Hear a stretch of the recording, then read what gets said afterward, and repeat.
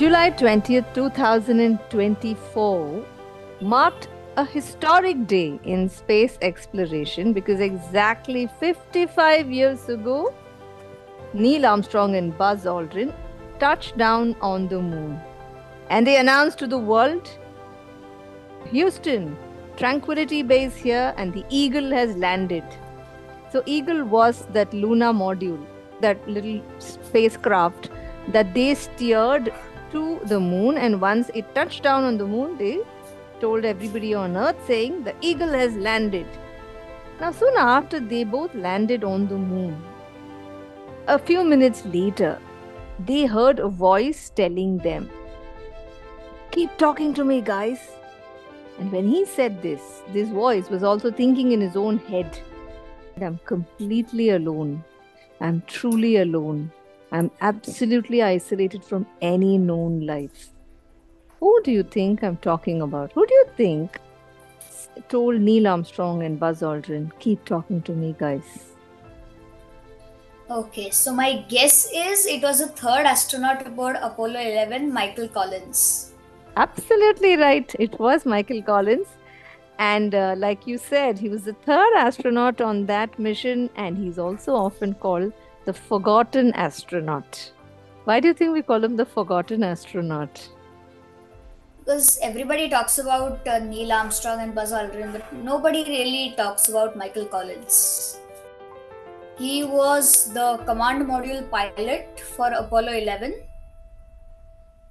And while Buzz Aldrin and Neil Armstrong walked on the moon, he was up in the command module and space module while it was in orbit. So, the interesting thing is, when the entire world was watching on TV, it was a live broadcast in 1969 when Neil Armstrong and Buzz Aldrin landed on the moon. The whole world came together and they watched this momentous occasion. But there was a third person who was primarily responsible for steering that spacecraft, ensuring it was in the right place. When Neil Armstrong and Buzz Aldrin finished their exploration of the moon, they would get into that lunar module, fly back to the spacecraft, and then Michael Collins was responsible, along with Neil Armstrong and Buzz Aldrin, to steer that spacecraft back to Earth with whatever materials they had collected on the moon to continue that experimentation. So, but why do you think he said that statement I made earlier? "Keep talking to me, guys." And why do you think he said, "I'm all alone, completely alone from any known life"?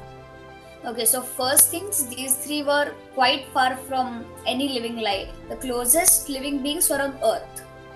Then Michael Collins was also up in orbit around the moon. He was completely alone in the command module.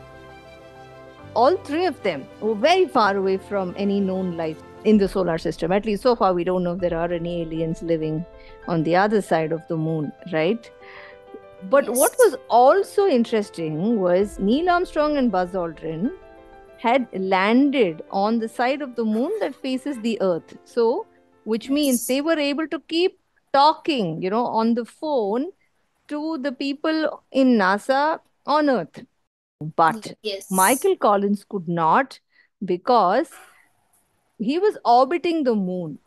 And each time he was orbiting the moon has two sides. There's one side of the moon that faces the Earth, and the other side, which is also called the dark side or the far side of the moon. So each time he was orbiting and he was going onto the other side, there was, in those days, in 1969, there was no satellite. So there was no way for anybody to communicate with him from Earth. But he could communicate to the two other living creatures he knew somewhere in the vicinity. That was Neil Armstrong and Buzz Aldrin on the moon on the other side. So that they were the only people he could speak to and communicate. And that's why he's supposed to have said, "Guys, keep speaking to me from the moon, or it feels very, very lonely out here." This episode on What's New Today is to celebrate an achievement of mankind 55 years ago and trace the stories of what led to this landmark event. This is Sangeeta, your host, and joining me in this episode to trace this story about the landmark event is? My name is Abhir Ghalke. I study in 7th grade in SM Shetty International School in Powai. I have quite some interests which range from reading to playing sports. And your favorite sport is? Cricket. Interesting. Who's your favorite cricketer? That depends on what era of cricket you're talking. Okay. So let's say the 1960s and the 70s. 70s, then it's Sir Viv Richards. Then the 80s and the 90s? 80s and 90s, pretty much any Australian player. Australian. Okay, despite India having won the World Cup in that 1980s. Yes. Okay. Then post 2000s? Post 2000, Chris Gayle and ABD Villiers. I'm seeing no Indian name is still featured. Okay. Now in the present, last 10 years? Last 10 years, let's see. Surya Kumar Yadav. Ooh, okay, so you loved that catch that he took in the T20 final. And also his batting style. Wow. My knowledge of cricket ends right there, so I'm not going to ask you any more probing questions. But before we start today's story about this landmark event, Abhir, Okay. Before we did this recording, I shared with you a couple of topics. When you said I'd like to talk about something related to space, I shared with you 2 topic choices, and I said choose one, right? So one of them was Yes. this. The other topic that I gave you was something about China's space station and how it Yes. was sending its Yes. astronauts. China sending 3 of its astronauts to the space station that it is building. So why did you choose this? I was particularly fascinated with how man went to the moon for the first time. It was a landmark achievement. It is still.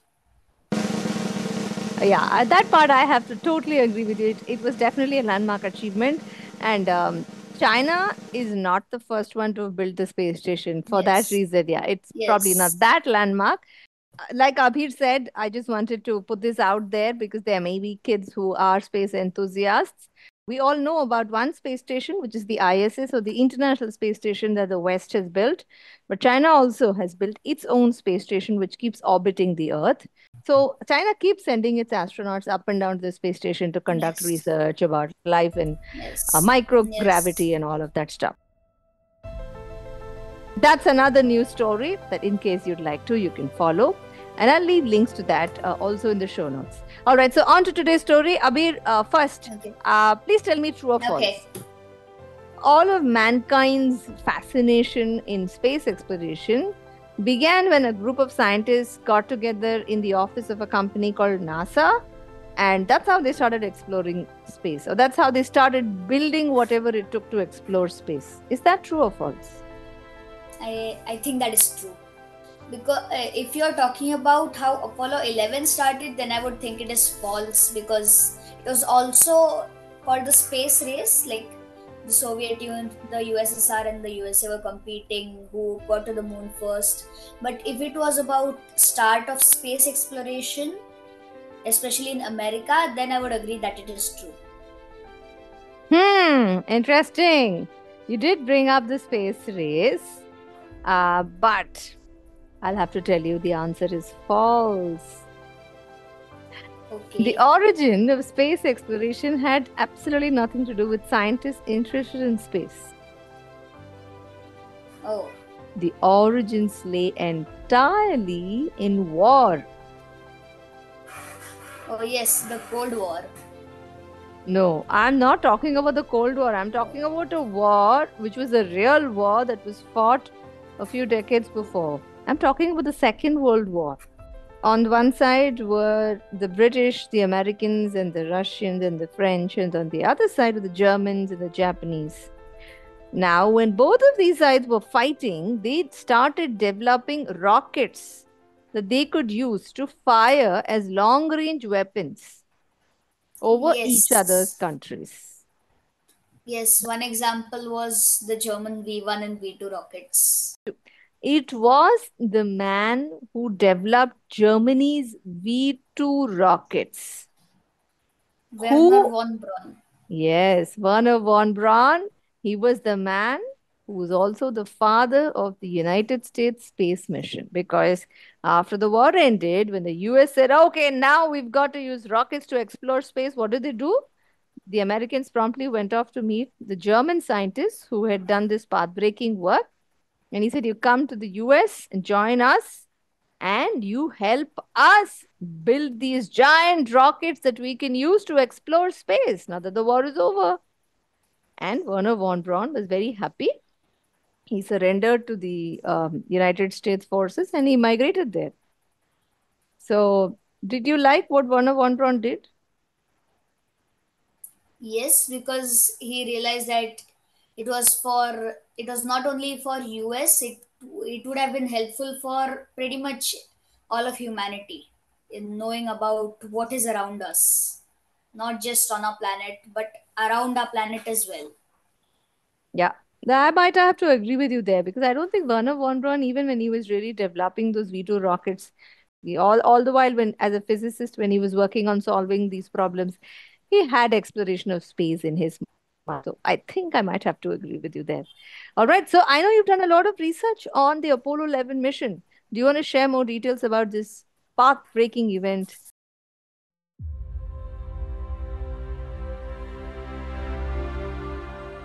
So, Apollo 11, the liftoff happened on July 16th, 1969 at 1:32 p.m. Greenwich Meridian time. It lifted off at Cape Kennedy.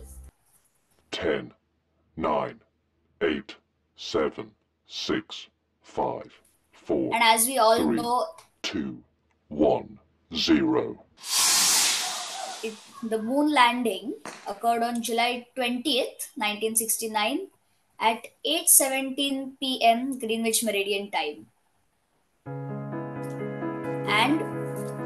And the command module finally successfully splashed down on Earth on July 24th. So, if of the same year on So it took 4 days to go there, 1 day on the moon, and 3 days to come back, is it? yes, Ah. yes. The name of the command module was Columbia. The name of the lunar module, everybody knows this. It's Eagle. When it splashed down southwest of Hawaii. I found something very interesting about how these astronauts were recovered. Right now, Neil Armstrong, Buzz Aldrin, and Michael Collins have finished their expedition to the moon. They've come back to Earth. They've splashed down, landed in the middle of the Pacific Ocean. Of course, they've got this nice little parachute that also becomes a lifeboat. And then a ship rushes to their place, picks them up, brings them on board, and then they were kept in quarantine for 21 days. Can you guess why? Yes, because since this was the first time anyone was going to the moon, we did not know that whether there are any lunar pathogens or anything. So, as a precautionary measure, they were kept in quarantine. Yeah. So it seems like common practice that whenever you want to take a precaution against a disease spreading, 21 days is the standard rule that people follow. And they seems to have followed way before we all know it as standard protocol during COVID, right? Yes. Yeah. Wonderful. I've got another question now for you. Now, 55 years ago, path-breaking event, man has landed on the moon, happened. Has any other astronaut ever gone back to the moon after that? Yes, quite a number. All of them on following missions of Apollo. 12 in total.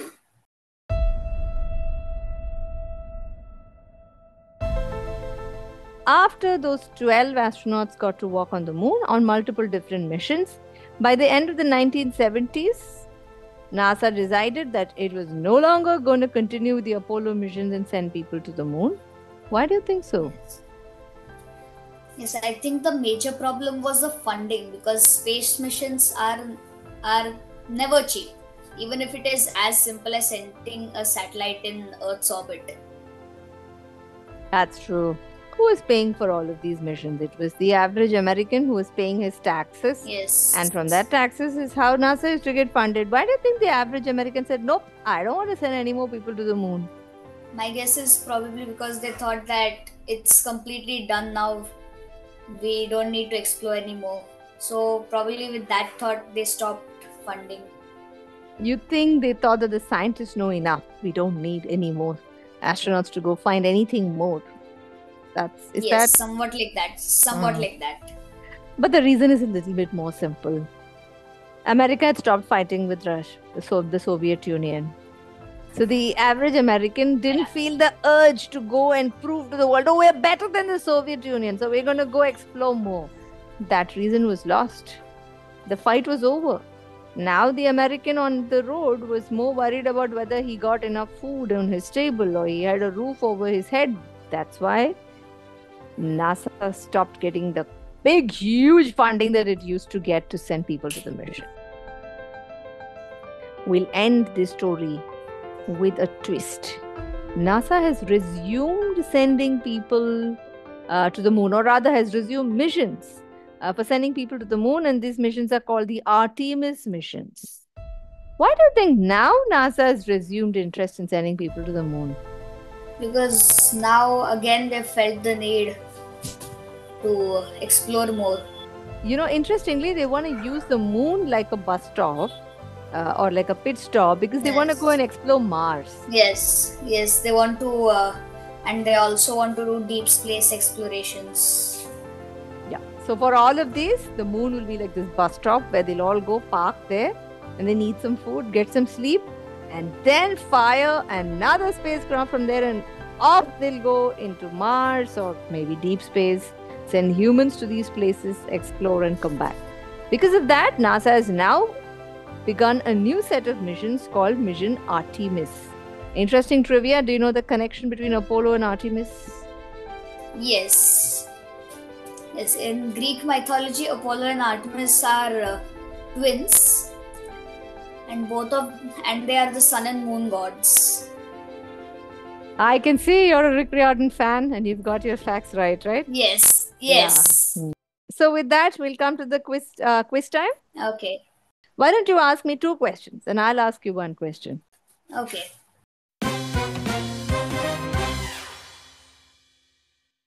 What are the names of the 3 astronauts that were chosen for the Apollo 11 mission?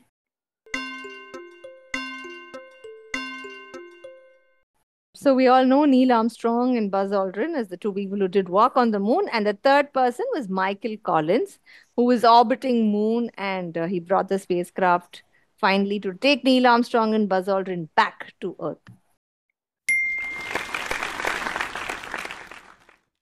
Question 2, and this one's from me. How many days did Apollo 11 take to go to the moon? It took about 4 days. And the last and the final question. What is the name of the new series of missions that USA is conducting to get to the moon?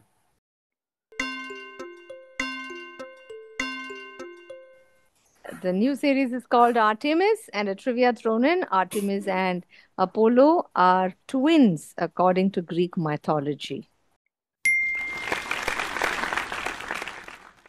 Abir, I know you listen to podcasts every once in a while. So when do you listen to podcasts? Just before I'm going to bed. What kind of topics do you like to listen to on podcasts? Any kind of topic. As long as it interests me, I listen to it. That's cool. So is there any one episode on What's New Today that you really liked and would like to recommend? There are actually 2 of them. The first one was this season's episode 75. Ideas of students that won the National Award for Innovation. Wonderful. So this Yes. episode is about an award that the central government of India instituted in the name of Dr. Abdul Kalam. They identify and appreciate and even fund innovative ideas that school children like you can have, ideas that can make a difference to people's lives. And if you submit it to the central government, then you get to win an award. So that was an episode we did tracing some of the inventions that have won the recognition from the central government. So you said you had 2 episodes to recommend. What was the second one? Yes, the second one is episode 67, again of this season. It was one of the select stories how someone set a record for 104 marathons. Jackie Hunt Broersma, she is a cancer survivor, which and her cancer led to one of her legs being amputated. Despite having only one natural leg, she still managed to run 104 marathons, which is still a huge feat, even with both legs, in 104 consecutive days, which again is no mean feat. And then add to that she has only one natural leg, this becomes a very unique achievement. I am totally with you. She set a Guinness record by running 104 marathons in 104 consecutive days. Nobody else has broken that record, to my knowledge, to this day. Yes. Fabulous. Very inspiring story, Abir. Yes. I love both your Yes. recommendations. Thank you so much, Abir. But before Okay. we sign out, I've got a quick heads up announcement for all of our listeners. We help children become published authors through a writing course that we Yes. conduct.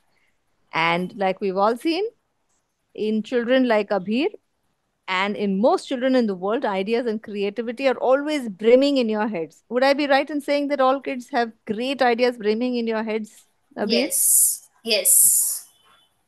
Now, but if you're looking for a mentor who can channel all these great ideas into one coherent story and help you write it elegantly, beautifully, and publish it, we can help you through our writing course. If you'd like to find more details about this cohort and the writing course, I'm leaving a link to that in the show notes below. I'm also leaving a link to all the episodes that Abhir has recommended. And of course, like Abhir, if you would like to join me in speaking on one of our podcasts, you can register using another link in the show notes below. I know I'm leaving a lot of links in the show notes below. Do you find it easy to navigate the links in the show notes, Abhir? Yes. All right. So Abir says that it's easy to link.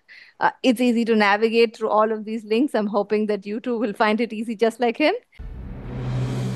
So that's it from us today. We'll be back next Friday with our new story from the real world through the eyes of younger kids. Thank you, Abir. I'm definitely inspired by the great achievements of Neil Armstrong and Buzz Aldrin, but I am very awed by the amount of research you have done on Apollo 11. This all research is mostly what I remember from when I was an absolute space enthusiast back in 3rd and 4th grade. Oh, back. Yeah, I know. Long time ago for a 7th grader. Yes. Well, great. In that case, kudos to your memory. Thank you once again, Abir. Bye. See you. Okay. Yes. Bye.